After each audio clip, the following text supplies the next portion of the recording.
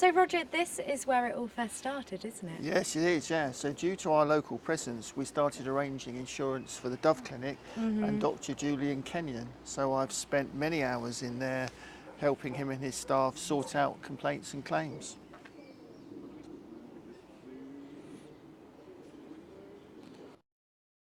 So Chris, Dr. Kenyon had some very unusual primary care practice. How did you go about finding insurance for it? Yeah, it wasn't straightforward. Yeah, I can imagine. Fortunately, we do know some insurers who are comfortable with the unusual, providing we can analyse it well. So getting cover was all about demonstrating it, that as though what Dr. Kenyon did was unusual, it could be justified and most importantly defended, and if necessary, defended in court. So that's when we really started to make use of the phrase misunderstood. Yeah, because that very much is the key word here, misunderstood, isn't it? Yes, and it's one that we hear often from functional medicine clients and alternative medicine practitioners, that really traditional medicine, as you would describe it, doesn't really understand what they're seeking to achieve. I see. And how did you go about connecting with these practitioners? Well, as we saw, it started with Dr. Kenyon in the Dove Clinic, and the Dove Clinic then referred us to another practitioner, Right. who then referred us to another practitioner, and I think it was that third practitioner who really liked what we do and seemed to tell a lot of people. We got a sort of flurry of inbound calls, and we got quite a lot of clients in that kind of area. I mean, it sounds great because you're providing a number of insurance with clients. That's brilliant. But my understanding is that now it's actually quite hard to find insurance for functional medicine, isn't it? Yes, indeed, Hannah, it is, and it's actually got harder as we've been doing it. Yeah. And that comes about because one insurer would accept this kind of risk to start with, and then progressively they possibly didn't understand the exact details, and now they've actually started to understand that you've got all this off-label prescribing, so non-HS approved prescribing and stuff like that. They've said, Right. oh, hang on, I'm not sure we really want to do that, Yeah. so it's kind of vaporised. Insurer that we were working with really did then say, well, how can you be sure that you can defend a practitioner who's doing this alternative work? Yeah, so we found that the key, unsurprisingly, is expert evidence. If you can have a strong supportive opinion from someone in this field, then that goes a long way to defending a complaint, a claim, or equally likely in this area, a disciplinary set of proceedings. And I think that really set us on our way, didn't it, Chris, to sort of start getting together a panel of defensive experts.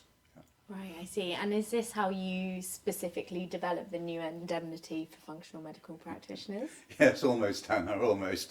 It's probably what we initially imagined we were going to do, Yeah. but as with many things, the true story took a bit of a different turn. So we began working with another insurer that underwrites healthcare risks, and we mentioned to them just in passing that we were interested in functional medicine, and that team took an interest. And after we all visited an alternative healthcare show and met up with some of the clients with the underwriters, it seemed sensible to put together a specific indemnity, and I think the real secret is that the leader of that team actually quite likes the alternative healthcare. Right. And how did you go about this task? Well, we started off with looking to actually completely understand the misunderstood. So we actually Yeah. had a really proper idea of what functional medicine is and what the components are and how you can defend it. And all thanks to a number of our clients who really came and helped us and gave us some amazing work they've done, analysis, all the stuff they've done for getting CQC, Care Quality Commission approval. And so what emerged was actually it's quite sensible.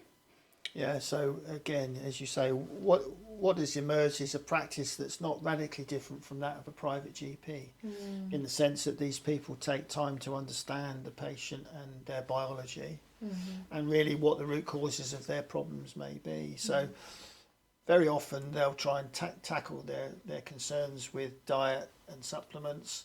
In the rare instances, or the rarer instances where they need medication, then that is very much along the lines of traditional NHS practice. But the focus is on trying to stop, if you like, forcing medication down people, knowing that there will be a raft of side effects that are unavoidable, that can be as bad as what you're trying to deal with. So it's that alternative approach And you know, it's found great favour. And for us now, digging into the detail, it isn't the Wild West. You know, a lot of it is based on NHS practice in its right setting, and it's supported by proper blood tests and proper process of investigation and diagnosis. Yeah, I mean, I'm not a doctor, but that sounds pretty sensible to me. Chris, how did you get this new indemnity worked out? Yeah. So it's really about, ultimately, for the indemnity to work, you've got to be sure that you can actually defend the practitioner. Otherwise, you can't indemnify them, and there's no point trying.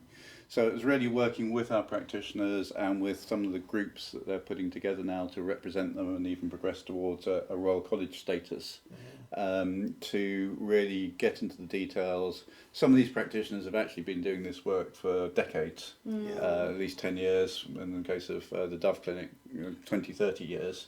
So there is actually a lot of data, there is evidence there to support the practitioner, and we could take that to the insurers and get them comfortable. Well, thank you so much, both. It's really nice to hear your story. And if you want to find out more, just go to hppb.co.uk and find the functional medicine menu.